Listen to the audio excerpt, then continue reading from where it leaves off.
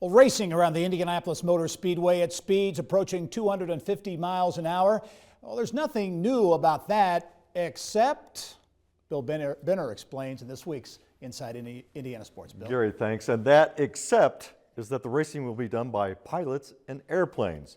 Part of the Red Bull Air Race World Championship. The Indianapolis Motor Speedway announced that in addition to its 2016 calendar earlier this week, and here to discuss is the IMS president, Doug Boles.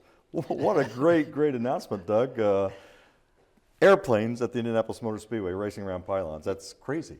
Well, you know, think about what we do at the Speedway is crazy anyway. You know, somebody in an Indy car going 240 miles an hour without lifting in turn one is pretty crazy. But, you know, we're really excited about this. And frankly, I can't believe that nobody knew about it ahead of time, so which made it sort of more impactful when we announced it this week. But, yeah, we're gonna close the season out next year, October, with the Red Bull Air Race. It's going to be racing inside the Indianapolis Motor Speedway. The planes actually land and take off in the infield. They're going to hangar in the infield, so it's all enclosed in the Indianapolis Motor Speedway. We can't wait, and our fan response so far has been really great. And this is an event that you've been looking at for quite a while, and you actually made a trip down to Texas a couple of years ago, and now it's a done deal. Yeah, the whole organization has been looking at this for almost 5 years now, and then we did go a couple of years ago to see the planes in action as they were testing outside of Fort Worth in the middle of nowhere with some of the gates and their pylons, and we really enjoyed it and decided let's really talk to these folks about coming back. And they started this series they have today in 2014, and with all of the 100th running stuff going on, all of our Project 100 activity, we thought it doesn't really fit in 14 and 15,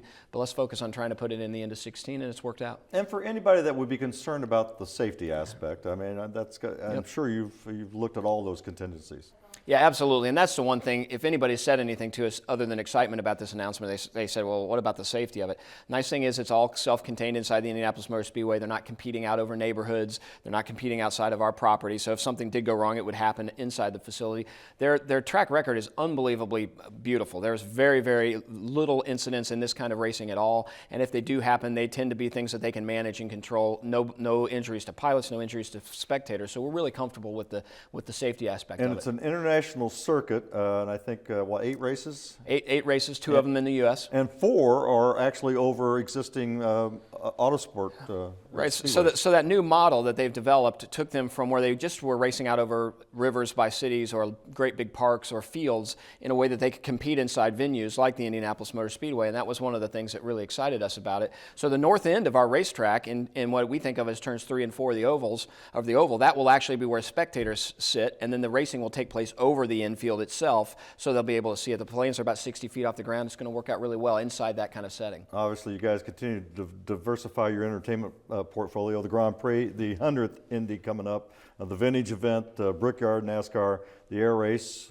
We have anything else in the 2016 schedule, maybe? I think in terms of competition, that's probably it. You know, I've always talked about I really love to see a sports car race there. Eventually, we are a racetrack that races with 4 wheels mostly, and we're going to stay focused on that. Music is the one thing we haven't finished announcing for 2016.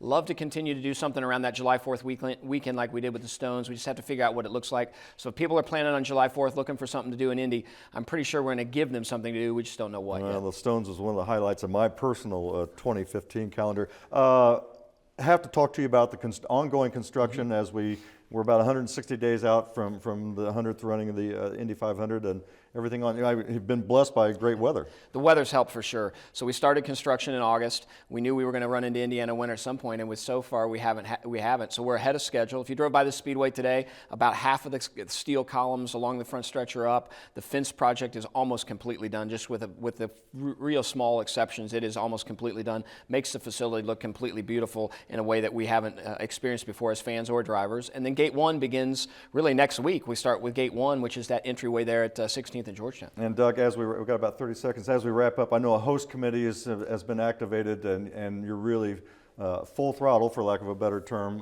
as we look to the 100th running of Indy. So Allison Millangton is really out trying to engage the entire community in a lot of different projects. I spent some time this week with the folks who are doing community outreach, so going out and speaking around the state. We're going to be in all 92 counties. I'm going to be in a lot of those. I've done a lot of town halls.